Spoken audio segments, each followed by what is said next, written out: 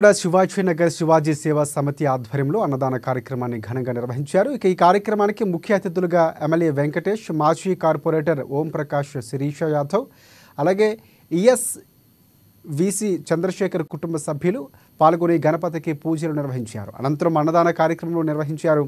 30 ఏళ్లుగా నిర్విరామంగా శివాజీనగర్లో విఘ్నేశ్వరుని పూజలు నిర్వహిస్తున్నట్లు వారు వెల్లడించారు. అలాగే భక్తులు అధిక సంఖ్యలో విచ్చేసి స్వామివారి తీర్థప్రసాదాలు అన్నదాన కార్యక్రమంలో పాల్గొంటారని చెప్పారు.